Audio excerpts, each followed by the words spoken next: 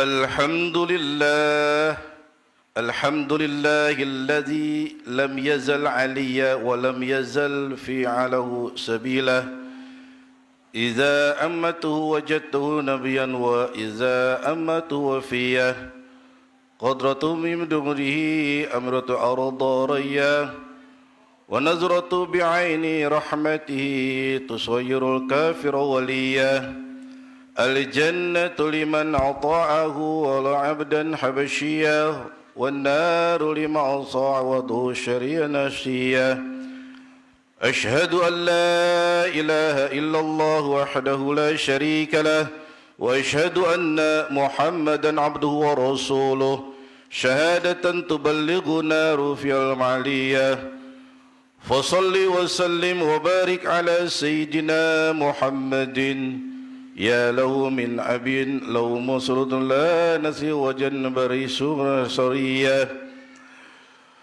لقول سبحانه وتعالى قول بتيا وإلى جنة التي نورثه عبادنا نن لا تليا أما بعد أوصيكم وإياي بتقوى الله وطاعته لعلكم تفلحون فقد قال الله تعالى في القرآن الكريم أعوذ بالله من الشيطان الرجيم يا أيها الذين آمنوا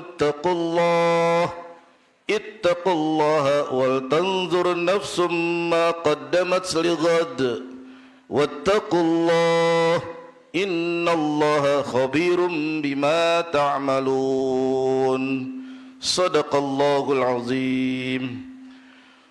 Saudara-saudaraku seiman dan seagama yang dimuliakan oleh Allah Subhanahu wa taala.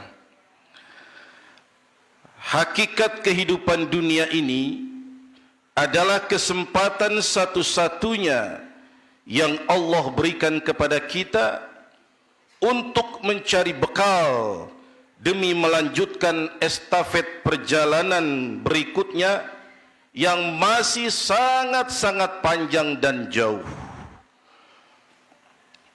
Bagaikan laut yang tiada bertepi dan berujung, dalamnya pun tak terkira. Fa inna khairaz zadi taqwa. Oleh karena itu, kita memerlukan bekal yang terbaik, yaitu ketakwaan kita kepada Allah Subhanahu wa taala. Bil imtathil al awamirlah wajtinabun nawahihi. Dengan menjalankan perintah Allah dan menjauhkan larangan-larangannya. Ya Allah, hamba yang tidak ada daya dan upaya, berilah hamba kemampuan ya Allah untuk istiqomah dalam menanamkan rasa takut kepada Engkau dengan menjalankan perintah-Mu, menjauhkan larangan-larangan-Mu sampai Engkau ridha kepada hamba semua ya Allah. Amin wa ya mujibas sailin. Saudara-saudaraku seiman dan seagama yang dicintai oleh Rasulullah sallallahu alaihi wasallam. Dalam hadis yang sahih riwayat Imam Bukhari radhiyallahu anhu, ketika itu ada pertanyaan yang paling mendasar. Pertanyaan tersebut dikemukakan oleh sahabat Rasulullah sallallahu alaihi wasallam. Ma fil iman ya Rasulullah? Ada apa sih dalam iman tersebut? Wa aina makanul iman? Dan di mana tempatnya iman tersebut?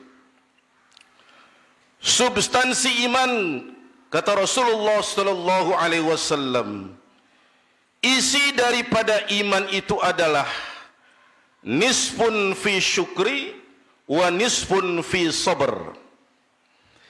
Iman itu isinya cuma dua. Yang separuh adalah syukur, yang separuh lagi adalah sabar. Dan tempat iman itu adanya di dalam hati. Oleh karena itu, Hati adalah menjadi tolak ukur bagi setiap perbuatan manusia, dan itu satu-satunya sinyal yang paling kuat Allah lihat.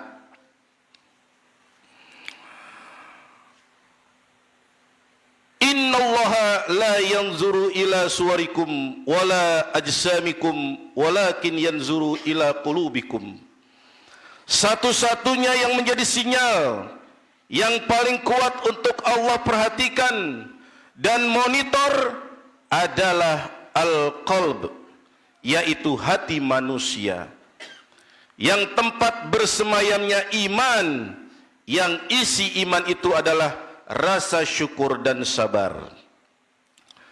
Kemudian ditanya oleh para sahabat lagi, wa ma maharikul iman ya Rasulullah, apa sih penggerak iman tersebut sehingga manusia bisa bersyukur, sehingga manusia bisa bersabar? Al-muhaqqiqul iman al-akhlaq, yang menjadi lokomotif ataupun penggerak daripada iman tersebut adalah akhlak. Oleh karena itu Rasulullah sallallahu alaihi wasallam diutus oleh Allah Subhanahu wa taala adalah untuk menyempurnakan akhlak, yang menjadi generator, yang menjadi lokomotif setiap manusia, sehingga bisa mendinamiskan iman, sehingga bisa bersyukur kepada Allah, sehingga dia bisa bersabar. Tanpa akhlak manusia tidak akan bersyukur. Tanpa akhlak manusia tidak akan bersabar. Syukur dan sabar itu penggeraknya adalah akhlak.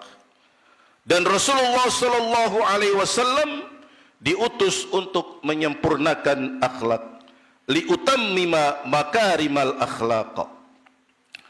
Karena itu adalah hal yang paling penting yang berada di sisi manusia. Tanpa akhlak tersebut, iman tidak akan berfungsi. Manusia tidak akan bersyukur kepada Allah. Manusia tidak akan pernah bisa bersabar atas musibah ataupun ujian dari Allah tanpa akhlak. Oleh karena itu, akhlak sangatlah penting, dan akhlak ini adalah karunia dari Allah Subhanahu wa taala. Sampai Rasulullah berulang kali mengutarakan, Allahumma ahsin khalqi kama ahsanta khuluqi. Ya Allah, perbaguslah akhlakku sebagaimana Engkau sempurnakan jasadku dan juga penampilanku. Allah Subhanahu wa taala berfirman, laqad kana lakum fi Rasulillahi uswatun hasanah.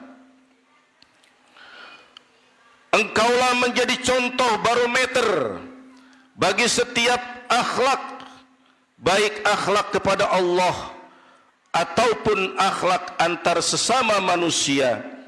Engkau yang menjadi barometernya, contoh Nabi besar Muhammad sallallahu alaihi wasallam.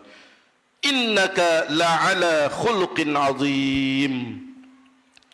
Sampai Allah memberikan laqad tersendiri buat Nabi Muhammad.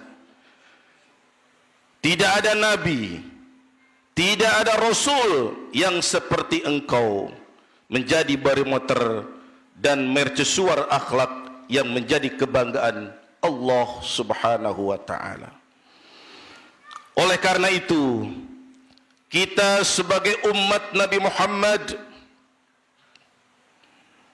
mau tidak mau harus berusaha mencontoh akhlak Rasulullah sallallahu alaihi wasallam yang menjadi generator iman kita, yang akan menjadikan kita orang yang pandai bersyukur, yang akan menjadikan kita orang yang cerdas dalam bersabar. Sabar dalam menerima musibah, sabar dalam meninggalkan maksiat, sabar dalam menerima ujian dari Allah Subhanahu wa taala, dan juga syukur dikala senang, syukur dikala susah, bersyukur dikala bahagia, dan juga bersyukur dikala sedih. Dengan akhlak kita akan menjadi mulia di sisi Allah Subhanahu wa taala. Akhlakul karimah, akhlak yang mulia, akhlak yang disertai dengan keimanan, dan akhlak yang menjadi penggerak rasa syukur dan sabar kita. Demikian uraian khutbah yang singkat ini. Kita mohon kepada Allah Subhanahu wa taala dengan harapan mudah-mudahan di dalam diri kita, istri kita, anak-anak kita, keluarga kita, Allah jadikan kita semua manusia yang pandai bersyukur dan cerdas dalam bersabar. Amin wa ya mujibas sa'ilin.